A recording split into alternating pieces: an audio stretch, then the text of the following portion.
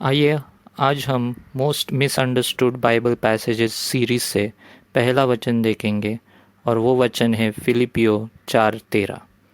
ये वचन बहुत से बार आउट ऑफ कॉन्टेक्स्ट सुनाया जाता है। इस वचन का संदर्भ या विषय कुछ और है लेकिन अर्थ कुछ और निकाला जाता है। ये वचन है फिलिपियो 4:13, जो मुझे सामर्थ देता है उसमें मैं सब कुछ कर सकता हूँ। इस वचन के संदर्भ को जानने के लिए हम 10वें वचन से हम पढ़ेंगे। पौलुस इस वक्त बंदी गृह में था और फिलिपियो ने उसके लिए काफ़ी मदद भेजी थी और इसलिए पौलुस ये वचन लिख रहा है। मैं प्रभु में बहुत आनंदित हूँ कि अब इतने दिनों के बाद तुम्हारी चिंता मेरे विषय में फिर जागृत हुई है। निश्चय तुम्हें आरंभ में भी इसका विचार था पर तुम्हें अवसर न मिला। यह नहीं कि मैं अपनी घटी के कारण यह कहता हूँ, क्योंकि मैंने यह सीखा है कि जिस दशा में मैं हूँ उसी में मैं संतोष करूँ। मैं दीन होना भी जानता हूँ और बढ़ना भी जानता हूँ। हर एक बात और सब दशाओं में मैं तृप्त होना, भूखा रहना और बढ़ना घटना सीखा है। जो मुझे सामर्थ देता है उसमें मैं सब कुछ कर सकता हूँ। आज हम 13 वचन का अर्थ उसके संदर्भ में या कॉन्टेक्स्ट में जानेंगे। जिनको पता है आप भी देख सकते हैं और जिनको ये वचन दूसरों को समझाना है वे उनको फॉरवर्ड कर सकते हैं। ये वचन इतना फेमस है, प्रसिद्ध है कि बहुत लोगों के घर में इस वचन की फ्रेम पाई जाती है। अंग्रेजी में यह ज़्यादा सुनने में आता है, I can do all things through Christ who strengthens me. I can do all things पर ज़्यादा जोर दिया जाता है। इस वचन के ज़रिए लोगों को लगता है कि हम जीवन में कुछ भी हासिल कर सकते हैं। चाहे मैं अमीर बनना चाहता हूँ या कंपनी का सीईओ बनना चाहता हूँ, मतलब जो मन में आए वो कुछ भी हम कर सकते हैं, कोई सीमा नहीं है। यीशु के द्वारा मैं नेशनल क्रिकेट टीम में खेल सकता हूँ, 6 बॉल पे 6 छक्के मार सकता हूँ। ये वचन लेकर ऐसा सोचते हैं कि असंभव बातें हम संभव कर सकते हैं। हाँ, यदि परमेश्वर की इच्छा हमारे जीवन के लिए वो है तो असंभव बातें ज़रूर संभव होगी। लेकिन अगर ये वचन हमारे पर्सनल गोल्स और एम्बिशंस पूरे करने के लिए हम यूज़ करते हैं तो ये गलत है।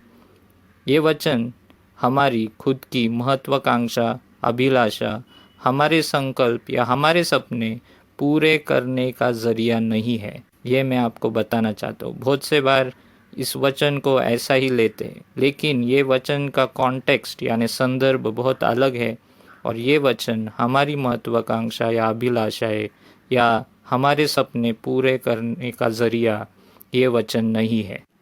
अब हमें ये पता है कि हम यीशु के सामर्थ्य के द्वारा असंभव बातें संभव कर सकते हैं, लेकिन ये बातें तभी संभव होगी यदि परमेश्वर की इच्छा हमारे लिए वो है। क्या मैं ये वचन को याद करके पानी पर चल सकता हूँ? उत्तर है हाँ और नहीं। हाँ, यदि परमेश्वर ने मुझे कहा है पानी पर चल, जैसे पतरस को यीशु ने कहा था। हमें ध्यान देना है कि पतरस पानी पर इसलिए चल सका क्योंकि यीशु ने उससे कहा था चलने के लिए। और ये बातें मेरे लिए नहीं होगी यदि परमेश्वर नहीं चाहता। अगर परमेश्वर नहीं चाहता कि मैं पानी पर चलूँ तो और मैं चलने लगा तो मैं डूब जाऊंगा। और एक उदाहरण हम देखेंगे, जब शैतान ने यीशु को मंदिर के ऊंचे स्थान पर खड़ा किया और कहा कि कूद जा, वचन में ऐसा लिखा है कि परमेश्वर के दूत तुझे पकड़ लेंगे, लेकिन यीशु नहीं कूदा और उसे कहा कि ऐसा भी लिखा है कि तू अपने परमेश्वर की परीक्षा न कर। व्यवस्था विवरण 6:16। इस वक्त पिता नहीं चाहता था कि यीशु ये करे। पिता की इच्छा के बिना यीशु कुछ भी नहीं करता था। इस उदाहरण से आपको समझ में आया होगा कि मैं क्या कहना चाहता हूँ। अब हम ये वचन किस संदर्भ में लिखा है ये हम देखेंगे। इस वचन को अगर हम गुड न्यूज़ अनुवाद में देखेंगे, गुड न्यूज़ अनुवाद एक पैराफ्रेज यानी सरल भाषा में अनुवाद है, लेकिन वो हमें इसका सही अर्थ प्रकट करता है। गुड न्यूज़ अनुवाद में ये वचन ऐसा लिखा है इंग्लिश में, I have the strength to face all conditions or situations by the power that Christ gives me। मसीह द्वारा मुझे दी जाने वाली शक्ति के द्वारा सभी परिस्थितियों का सामना करने की ताकत मुझ में है। अब हमें इस वचन का सही अर्थ समझता है। पौलुस इस वक्त गॉस्पल के लिए बंदी गृह में था। वो फिलिपियों को बता रहा है कि परमेश्वर ने उसे हर एक परिस्थिति में संतुष्ट रहने को सिखाया है, क्योंकि मैंने यह सीखा है कि जिस दशा में मैं हूँ उसी में मैं संतोष करूँ। दीन होना भी जानता हूँ और बढ़ना भी जानता हूँ। हर एक बात और सब दशाओं में मैं तृप्त होना, भूखा रहना और बढ़ना घटना सीखा है। जो मुझे सामर्थ्य देता है उसमें मैं सब कुछ कर सकता हूँ। पौलुस 11 और 12 वचनों में कह रहा है कि मैंने हर दशा में यानी हर कंडीशन में मैंने संतुष्ट यानी सेटिस्फाइड रहना सीखा है।